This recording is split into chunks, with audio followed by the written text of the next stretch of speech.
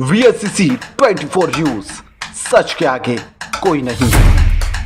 आदिवासी भाई भोपू भाई, गोंदू भाई और गवली आदिवासी खड़ेतू ने यहाँ पर 13 जनवरी 2012 को 100 रुपये के स्टैम्प के ऊपर यहाँ पर सरोजबेन राजेश भाई के साथ खाता नंबर 131 वाली जमीन गैरकायदेसर बिना जमीन हड़प ली। वह जमीन का विवाद अभी सिविल कोर्ट में चल ही रहा है। पीड़ित परिवार जमीन के यहाँ पर को लेकर लगातार अपनी मांग भी उठा रहे हैं। VSCC 24 न्यूज़ से उन्होंने इस मामले को लेकर खास चर्चा भी की है। खरेखर आ वस्तु सत्य सूची स्थल तपास છે। તો પહેલા બેન આપણો પરિચય આપો। હું ગવળી ટીનાબેન બાપુભાઈ રહે કોટબા તાલુકો આહવા જિલ્લા ડાંગ। હવે ટીનાબેન બાપુભાઈ ગવડી, હા, તો આની અંદર જે ગામે મોજે કોટબા તાલુકો આહવા જિલ્લા ડાંગ, ખાતા નંબર 231, હા, તો કબજેદારના જે નામ છે એમાં બાપુભાઈ ગોંદુભાઈ ગવડી એ કોણ થાય? મારા પપ્પા। પપ્પા હયાત છે? હા, હયાત છે। કંચનબેન બાપુભાઈ ગવડી એ કોણ ગણાય? એ મારી માસી એટલે પપ્પાની બીજી પત્ની। બીજી પત્ની। હા। અને ટીનાબેન બાપુભાઈ ગવડી હું પોતે। તમે પોતે? હા। રાઈટ। મિલનબેન બાપુભાઈ ગવડી મારી નાની બેન। નાની બેન। હા। અને શીતલબેન બાપુભાઈ ગવડી, હા, એ હું નાની બેન। રાઈટ। અચ્છા, હવે બાપુભાઈ ગોંદુભાઈ જે છે એ તમારા પપ્પા, હા, અને એમના જે કબજેદાર તરીકે હમણાં જે આપણે ચારે ચાર નામ બોલ્યા હા, એમાં નોંધ નંબર 295 હા, અને બ્લોક સર્વે નંબર છે 344। હા, તો આ જે જમીન બાબતનો જે વારસાઈ થઈ છે તો આ બાબતમાં તારીખ 13/7/2015 ના રોજ નોંધ નંબર 295 પડી હા, અને એમાં હયાતી હક દાખલ થયા। હા, તમારા પપ્પાએ હયાતી વારસાઈ કરાવી। હા, શું કરાવ્યું? હયાતી હયાતી વારસાઈ। કરાવી। તો હયાતી હકના નામ દાખલ થયા છે। એમાં લખ્યું છે કે મોજે કોટબા તાલુકો આહવા જિલ્લા ડાંગ ખાતા નંબર 131માં આવેલ બાજુમાં બતાવેલ સર્વે નંબરવાળી જમીન શ્રી બાપુભાઈ ગોંદુભાઈના સ્વતંત્ર નામે ચાલે છે। હા, બિલકુલ। હા, તો તમારા પપ્પા હયાત છે હયાત છે, અને એ જમીન તમને હયાતીમાં આપી છે। આપી છે। બિલકુલ। હા, તો સદર ઉપરોક્ત દર્શાવેલ ખાતેદાર શ્રી બાપુભાઈ ગોંદુભાઈ ગવડી રે કોટબા તેમને હયાતીમાં તેમના સીધી લીટીના વારસદારો નામો દાખલ કરવા એટલે અરજી કરી।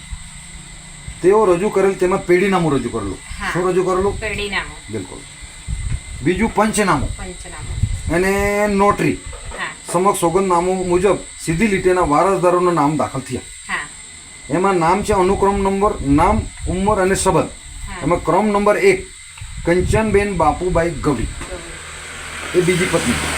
બીજું છે ટીનાબેન બાપુભાઈ ગવડી હા, એ પુત્રી। હા, ત્રીજું છે મિલનબેન બાપુભાઈ ગવડી પુત્રી, હા, અને શીતલબેન બાપુભાઈ ગવડી એ પુત્રી। હા, બરાબર છે। આમાં ચારે ચાર અત્યારે વારસદાર હયાત છે। હયાત છે। કંચનબેન છે, હા, છે, ટીનાબેન છે, હું પોતે। મિલનબેન છે હા, અને શીતલબેન છે। હા, બિલકુલ। હા, હવે આ ઉપરોક્ત દર્શાવેલ અનુક્રમ નંબર 1 થી 4 સીધી લીટીના વારસદારોના નામો ખાતેદાર હયાતીમાં સ્વતંત્ર નામે ચાલતા ખાતા નંબર 131માં દાખલ કરવા આવેદનને અરજી, પેઢીનામું અને સોગંદનામાના નામે નોંધ પડી।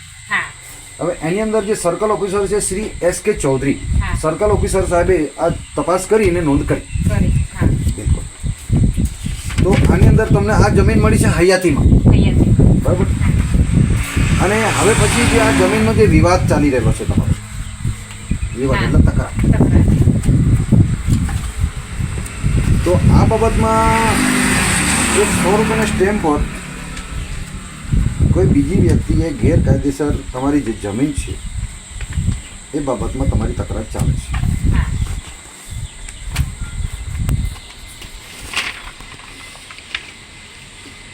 તો સુમનબેન સુમુલભાઈ ચોરિયા એ કોણ ગણાય? સુમનબેન સુલુભાઈ ચોરિયા અમારા લોહીના સંબંધમાં નથી આપતા। તો 11/4/2011ના રોજ તમારા પપ્પાએ 100 રૂપિયાના સ્ટેમ્પ પર જે મોજે કોટબા જિલ્લા ડાંગ ખાતા નંબર 131થી આવેલ સર્વે નંબર 133 પૈકી એકવાળી જે જમીન છે ટેમરૂનના માળ, ટેમરૂનના માળ, એ જમીનને વેચાણ અંગેનું એક સંમતિ પત્રક બનાવેલું। તો આ જમીન મહેસૂલ અધિનિયમ 1879ની 73 જમીન કહેવાય। હા, આદિવાસીની ખાતેદારની જમીન કુટુંબની પરવાનગી વગર બીજા વ્યક્તિ લઈ શકતા નથી। હવે આ જે જમીન છે તમારા પપ્પાની સ્વતંત્રની છે, હા, માલિકી હક પપ્પાનો છે, અને સાથે વારસદાર તમે લોકો છો, હા, બરાબર। અને આની અંદર જે લેવડ દેવડ થયેલ છે એમાં લોકોએ 11/4/2011ના રોજ એક નોટરી કરીને આ જમીન એ લોકોએ સંમતિ પત્રક બનાવ્યું છે. હા તો આ જે સ્ટેમ્પની અંદર જે નોંધ થઈ છે એમાં સંમતિ આપનાર અને સંમતિ મેળવનાર. હમ.